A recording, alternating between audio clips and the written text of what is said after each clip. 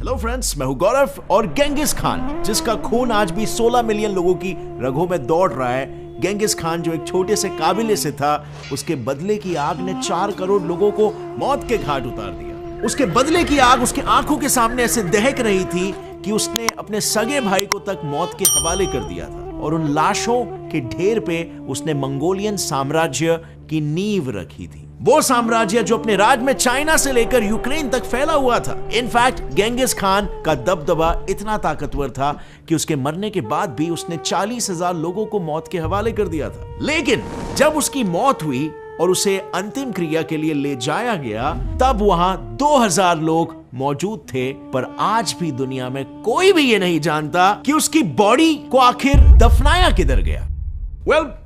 आज 700 से भी ज्यादा साल हो चुके हैं, पर कोई भी उसकी बॉडी या उसके मकबरे को ढूंढ नहीं पाया है। तो कहां गई उसकी बॉडी और क्यों नहीं मिल रही हमें वो?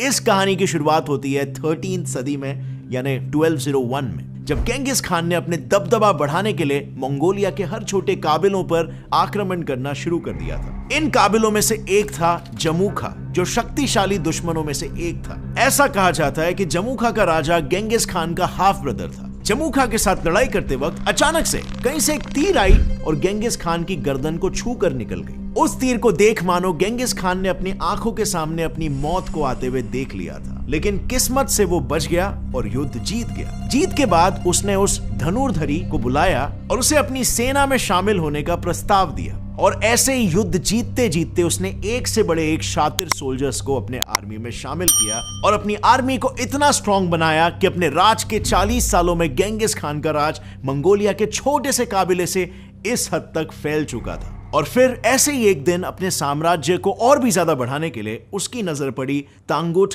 एम्पायर पर, जो कॉमनली वेस्टर्न शिया के नाम से भी जाना जाता था। इस रीजन में बेसिकली एग्रीकल्चरल कम्युनिटीज बसी हुई थी जो राइस प्रोडक्शन के लिए फेमस थी, और अपनी 1.5 से 2 करोड़ लोगों से भरी आर्मी का पेट भरने के लिए गेंगिस खान की नजर इस पर पड़ी।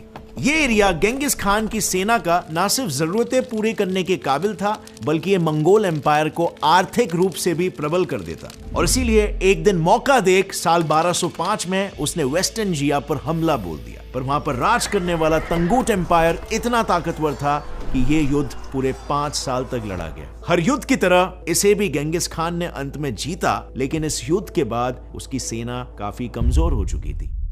इस 5 साल तक चले युद्ध में उसके काफी सारे सोल्जर्स मारे गए थे, और अब वो उस पोजीशन पर नहीं था कि वो और किसी पर हमला कर सके। और ऊपर से जीत मिलने के बाद भी वेस्टर्न जिया के लोग उसकी बात सुनने के लिए राजी तक नहीं थे। वो उसकी हर बात को नकार दिया करते थे। और एक दिन ऐसे ही जब गेंगिस खान ने वेस्टर्न जिया से कुछ आर्मी की मांग की, तब उन्होंने हमेशा की तरह उसे नकार दिया। इस रिजेक्शन के बाद गेंगिस खान को इतना अपमान फील हुआ कि उसने फिर से एक बार वेस्टर्न जिया पर आक्रमण बोल दिया, लेकिन इस बार उन्हें जिंदा रखकर उन पर राज करने के इरादे से नहीं, बल्कि उन्हें पूरी तरीके से मिटाने के इरादे से। अब फ्रेंड्स, गेंगिस खान सभी को पता है क्रूएल और फेरोशियस राजा था, लेकिन वो काफी अमीर भी था। आपको पता है कुल मिलाकर उसके पास करीबन $120 ट्रिलियन आज के तारीख में होते। इन्फ्लेशन एडजस्टेड इतने मैसिव लेवल पर उसने अपने राज्य को फैलाया था। प्रतिशोध की आग में लिपटा गेंगिस खान शिया के हर सैनिक को काटते हुए आगे बढ़ते जा रहा था, लेकिन ये आग शायद उसके आंखों के सामने इतनी बढ़ चुकी थी कि उसे अपने तरफ आता हुआ तीर दिखाई नहीं दिया, और वो तीर सीधा आके उसके घुटनों में घुस गया। लेकिन बदले की आग के सामने उस तीर की पीड़ा उसके लिए कुछ भी नहीं थी। गेंगिस युद्ध में इतना घुस चुका था कि उसने उस तीर को नजरअंदाज कर दिया, और वो वैसे ही घायल अवस्था में आगे बढ़ता रहा। अनफॉर्चुनेटली मंगोल्स ने ये युद्ध तो जीत लिया, लेकिन ये खुशी ज्यादा देर तक टिकी नहीं, क्योंकि गेंगिस खान का जख्म उसके शरीर को अपने ग्रस्त में लेता चला गया। उसका जख्म इतना पक चुका था कि उसने बिस्तर पकड़ लिया, और उसके पास अपने एम्पायर लौटने तक का भी समय और सेहत नहीं बचा था। शिया के खिलाफ पैदा हुई बदले की भावना गेंगिस खान के मौत का कारण बन गई। उस युद्ध के बाद गेंगिस अपने ही कैंप में घाव से हुए इन्फेक्शन से मारा गया, लेकिन